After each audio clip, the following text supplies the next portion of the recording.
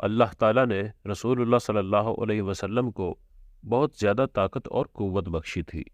رسول اللہ صلی اللہ علیہ وسلم کو اللہ تعالیٰ نے جن، انسان، فرشتوں اور شیاطین کو دیکھنے اور ان سے باتیں کرنے کی طاقت عطا فرمائی۔ رسول کریم صلی اللہ علیہ وسلم کو اللہ تعالیٰ نے بہت ہی زیادہ رعب اور دبدبہ عطا کیا، جس کی وجہ سے آپ صلی اللہ علیہ وسلم کو ہر چیز پر غلبہ حاصل تھا۔ رسول اللہ صلی اللہ علیہ وسلم دونوں جہاں کے والی اور انسانوں کو آخرت میں نجات دلانے والے ہیں۔ اللہ تعالیٰ نے آپ صلی اللہ علیہ وسلم کو جسمانی طور پر بھی بہت طاقت عطا کی تھی۔ مکہ کی تاریخ میں ایسا بھی ہوا ہے کہ 3 بار کافروں نے مسلمانوں کے نبی کو دنگل یعنی کشتی کرنے کے لیے للکارا۔ سب سے پہلا اور مشہور واقعہ رکانہ بن عبد یزید کا ہے۔ رکانہ پورے عرب کا مشہور خوبصورت پہلوان تھا۔ یہ ایک نامی گرامی پہلوان تھا اور پوری دنیا میں پہلوانی کے مقابلے کے لیے جانا جایا کرتا تھا۔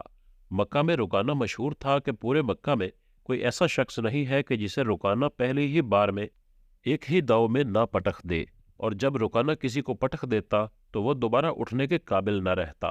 ایک دن ابو جہل اپنے کچھ ساتھیوں کو لے کر رکانہ کے پاس گیا اور اسے اپنے گھر کھانے کی دعوت پر بلایا۔ رکانہ جب ابو جہل کے گھر دعوت پر آیا تو اس کی خوب آؤ بھگت کی گئی، اور ابو جہل اپنے دوستوں کے ساتھ مل کر رکانہ کو اکسانے لگا کہ محمد بن عبداللہ نے ایک نیا دین پیش کیا ہے جس کی تبلیغ سے وہ باز نہیں آ رہے، کیا تم اس بارے میں کچھ کر سکتے ہو؟ رکانہ تکبر بھرے لہجے میں کہنے لگا کہ میں بچے سے نہیں لڑ سکتا، میرے ساتھ مقابلے کا سن کر تو بڑے بڑے پہلوان بھاگ جاتے ہیں، اور تم مجھے ایک ایسے شخص سے کشتی کے لیے اکسا رہے ہو جس نے کبھی پہلوانی کی ہی نہیں۔ نہیں، میں ہرگز ایسی لڑائی نہیں لڑوں گا کہ جس سے پورے عرب میں میری توہین ہو۔ اس نے اکسانے والے آدمیوں کی بات نہ مانی کیونکہ وہ کسی پہلوان کو اپنے برابر سمجھتا ہی نہیں تھا۔ مسلمانوں کے دشمن خاموش ہو گئے، لیکن سوچتے رہے کہ آخر کیسے رکانہ کو اس مقابلے کے لیے راضی کیا جائے۔ محمد صلی اللہ علیہ وسلم کو اس مقابلے میں ہرا کر مسلمانوں کے سر جھکا دیے جائے، نعوذ باللہ۔ مکہ کے یہودی خاص طور پر رسول کریم صلی اللہ علیہ وسلم کے دشمن تھے، لیکن وہ کھل کر میدان میں نہیں آتے تھے۔ وہ خوش تھے کہ اہل قریش آپس میں بڑھ کر ایک دوسرے کے دشمن ہو گئے ہیں۔ انہیں پتہ چل گیا کہ قریش کے کچھ آدمیوں نے رکانہ پہلوان کو اکسایا ہے کہ وہ رسول اللہ صلی اللہ علیہ وسلم کو کشتی کے لیے للکارے، لیکن وہ نہیں مان رہا۔ ایک روز رکانہ رات کے وقت گلی سے گزر رہا تھا کہ اس کے قریب سے ایک بڑی حسین و جوان لڑکی گزری۔ چاندنی رات میں لڑکی نے رکانہ کو پہچان لیا اور مسکرائی۔ رکانہ وحشی تھا، وہ رک گیا اور لڑکی کا راستہ روک لیا۔ کیا تم جانتی ہو کہ عورت مرد کی طرف دیکھ کر مسکراتی ہے تو اس کا کیا مطلب ہوتا ہے؟ رکانہ پہلوان نے پوچھا۔ کون ہو تم؟ اس کا مطلب ہوتا ہے کہ عورت اس مرد کو چاہتی ہے۔ اس نوجوان لڑکی نے جواب دیا، میں سبت بنت ارمن ہوں۔ او ارمن، یہودی کی بیٹی، رکانہ نے کہا، اور لڑکی کے گدوں پر ہاتھ رکھ کر اسے اپنے قریب کر کے بولا کہ کیا تجھے میرا جسم اتنا اچھا لگتا ہے، اور کیا میری طاقت؟ تمہاری طاقت نے مجھے مانوس کر دیا ہے، سبت نے ہٹتے ہوئے کہا۔ لیکن تم تو مسلمانوں کے نبی محمد سے ڈرتے ہو، کون کہتا ہے؟ رکانہ نے گرج کر پوچھا۔ سب کہتے ہیں، سبت بن ارمن نے کہا۔ پہلے محمد کو گراؤ، میں اپنا جسم تمہیں انعام میں دوں گی۔ یہ ایک طرح سے یہودی کی چال تھی، کیونکہ وہ جانتے تھے کہ رکانہ لڑکی کو منع نہ کر پائے گا۔ خیر، رکانہ اس خوبصورت حسینہ سے کہنے لگا کہ مجھے لات اور عزا کی قسم، اب میں محمد صلی اللہ علیہ وسلم کو ہرا کر ہی تمہارے سامنے آؤں گا۔ اس کے بعد رکانہ سیدھا محمد صلی اللہ علیہ وسلم کے پاس پہنچا اور کہنے لگا کہ میرے بیٹے، آپ بڑے دل اور بڑی جرت والے آدمی ہو۔ میں یہ جانتا ہوں کہ تم جھوٹ بولنے سے نفرت کرتے ہو، لیکن مرد کی جرت اور صداقت کا پتہ اکھاڑے میں چلتا ہے۔ آؤ میرے مقابلے میں اکھاڑے میں اترو۔ اگر مجھے گرا لو تو میں آپ کو اللہ کا بھیجا ہوا نبی مان لوں گا، لات اور عزا کی قسم اسلام قبول کر لوں گا۔ لیکن یہ ایک بھتیجے اور چچا کی کشتی نہیں ہوگی۔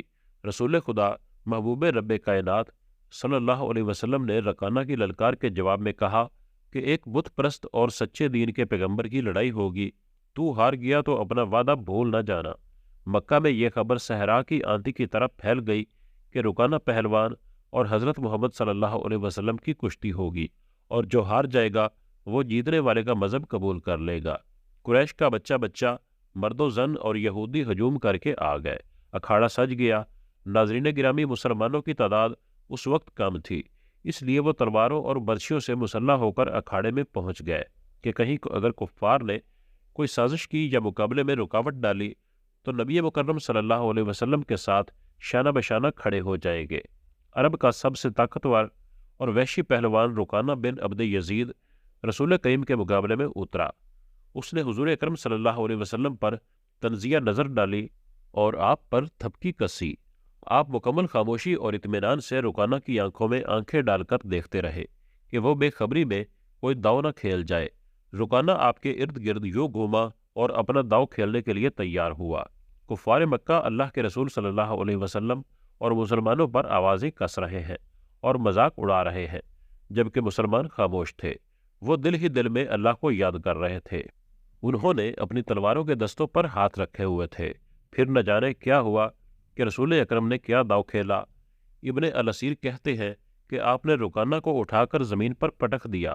رکانہ زخمی شیر کی طرح اٹھا اور غرا کر آپ پر حملہ آور ہوا۔ آپ نے پھر وہی داؤ کھیلا اور اسے پٹک دیا۔ وہ اٹھا تو آپ نے اسے تیسری بار پٹخا۔ باری برکم جسم 3 بار پٹخا گیا تو کشتی جاری رکھنے کے قابل نہ رہا۔ رکانہ سر جھکا کر اکھاڑے سے نکل گیا۔ ہجوم پر سناٹا طاری ہو گیا اور مسلمان ننگی تلواریں اور برچھیاں ہوا میں لہرا لہرا کر اور اچھال اچھال کر نعرے لگاتے رہے۔ رکانہ کو رسول کریم نے للکار کر کہا، اپنا وعدہ پورا کر اور یہی اعلان کر کہ آج سے تو مسلمان ہے۔ رکانہ نے قبول اسلام سے صاف انکار کر دیا اور پھر فتح مکہ کے دن اسلام قبول کر لیا۔ بعض مورخین نے لکھا ہے کہ رکانہ نے کشتی والے دن ہی اسلام قبول کر لیا تھا اور کہا تھا کہ جس ہستی نے مجھے ہرایا ہے یہ کوئی عام آدمی نہیں ہو سکتے، بے شک یہ اللہ کے پیارے نبی ہیں۔ اسی طرح ابو الاسود جہمی اس دور کا ایک طاقتور پہلوان تھا جو کئی ہزار آدمیوں کو اکیلا ہی مقابلے میں بڑی آسانی کے ساتھ زیر کر لیتا تھا۔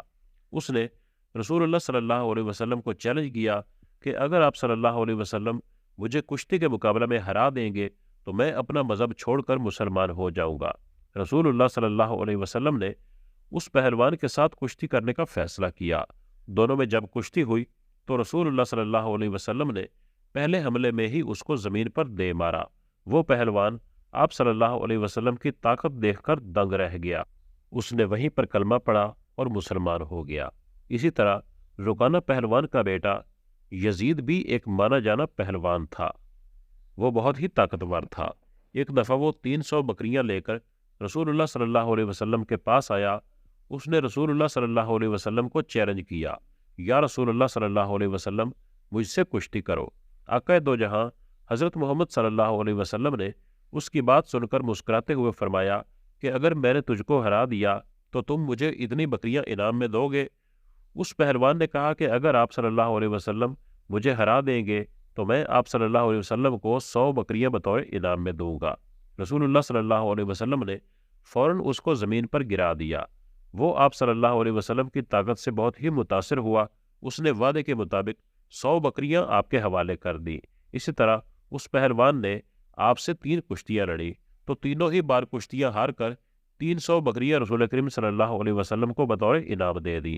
اس نے حیران ہوتے ہوئے رسول اللہ صلی اللہ علیہ وسلم کی بارگاہ میں عرض کی، یا رسول اللہ، آج تک دنیا کی کوئی طاقت مجھے شکست نہیں دے سکی، لیکن آپ سے کشتی کر کے مجھے یقین ہو گیا ہے کہ آپ صلی اللہ علیہ وسلم اللہ تعالیٰ کے نبی ہیں۔ یہ طاقت نبوت کی ہے۔ یہ کہہ کر اس نے کلمہ پڑھا اور مسلمان ہو گیا۔ اس پہلوان کے مسلمان ہونے پر رسول کریم صلی اللہ علیہ وسلم کو بے حد خوشی ہوئی۔ رسول اللہ صلی اللہ علیہ وسلم نے سب بکریاں اس کو واپس کر دی۔ رسول کریم صلی اللہ علیہ وسلم نے ساری زندگی کبھی بھی سیر ہو کر کھانا نہیں کھایا اور نہ ہی پہلوانی کی طرف آپ صلی اللہ علیہ وسلم کا رجحان تھا۔ یہ سب طاقت نبوت کی تھی جس سے یہ سب معجزات ہوتے رہے۔ آپ صلی اللہ علیہ وسلم کی طاقت کا قرآن پاک میں ذکر ملتا ہے۔ اگر ہم یہ قرآن کسی پہاڑ پر اتارتے تو ضرور تو اسے دیکھتا جھکا ہوا پاش پاش ہوتا اللہ کے خوف سے۔ ناظرین، مزید اسلامک واقعات پر مبنی ویڈیوز دیکھنے کے لیے ہمارے چینل کو سبسکرائب کر لیجئے۔ ملتے ہیں اگلی ویڈیو میں، تب تک کے لیے اللہ حافظ۔